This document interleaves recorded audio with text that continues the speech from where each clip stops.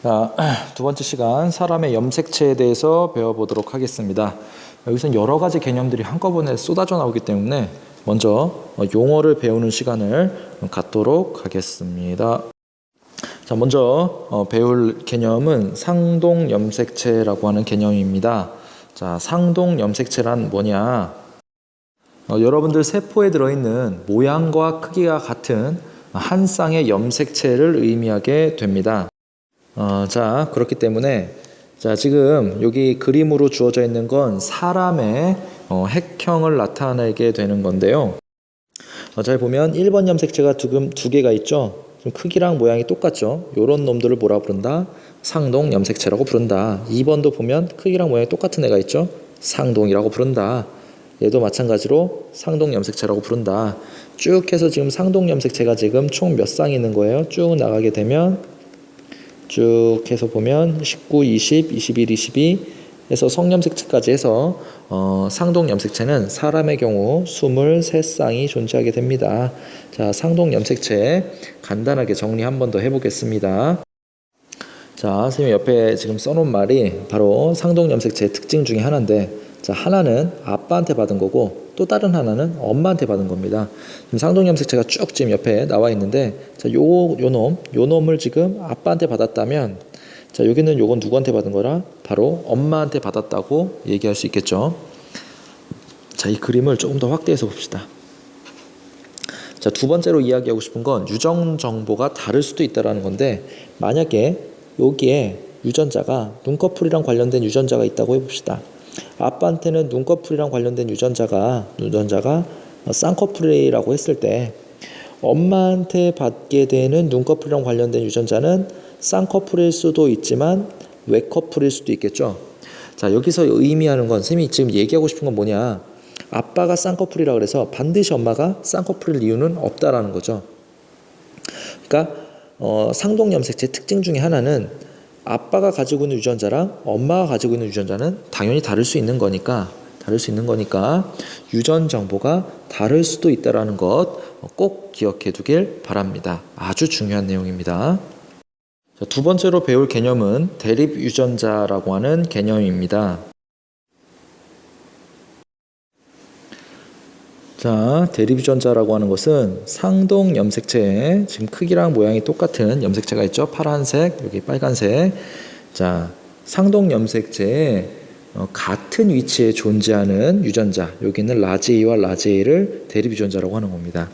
마찬가지로 여기 라지 B와 라지 B가 같은 위치에 있기 때문에 대립 유전자, 라지 C와 라지 C도 대립 유전자, 라지 D와 스몰 D도 대립 유전자, 라지 E와 스몰 E도 대립 유전자가 된다는 거죠.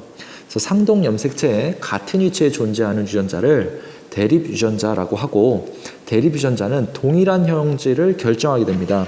만약 여기 A가 혈액형이랑 관련된 유전자라면 얘도 혈액형 관련 유전자라는 거죠.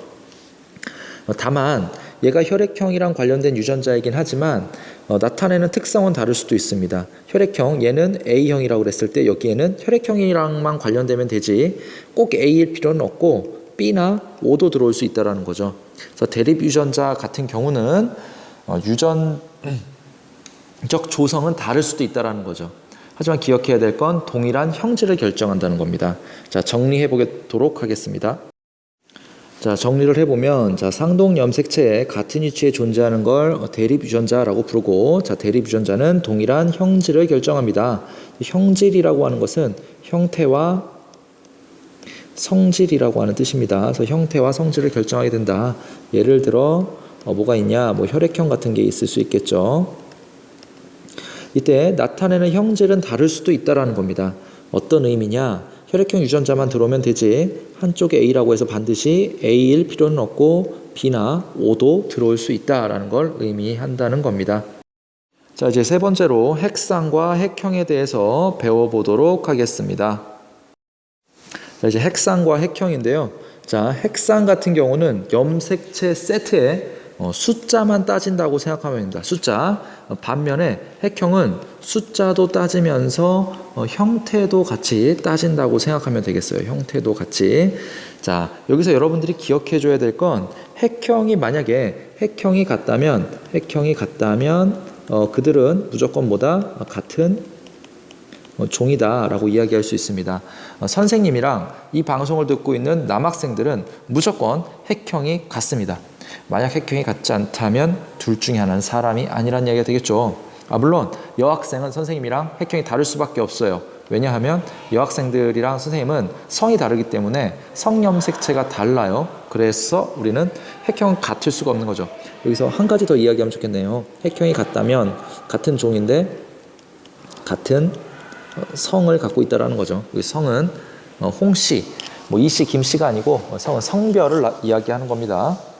자, 이제 핵상 같은 경우는 이제 숫자를 따지게 되는 건데 요거 따지는 방법은 수업 시간에 선생님이 별도로 지도를 해주도록 하겠습니다. 자, 그래서 핵상과 핵형은 넘어가도록 하고, 자, 이제 세 번째로 학습하게 될 건 상염색체와 성염색체입니다. 자, 종소리 때문에 놀랐죠? 오늘은 강의를 학교에서 찍다 보니까 자, 종은 쳤지만 계속 수업 진행합니다. 자, 상염색체라고 하는 것은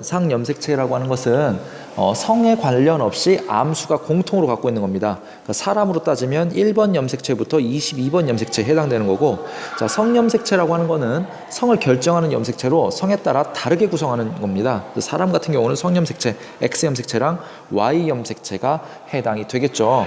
사람 같은 경우는 1번 염색체부터 22번 염색체까지 쌍으로 존재하기 때문에 44개에다가 여자 같은 경우는 XX를 갖게 되고 남자 같은 경우는 44개에다가 XY를 갖게 되죠.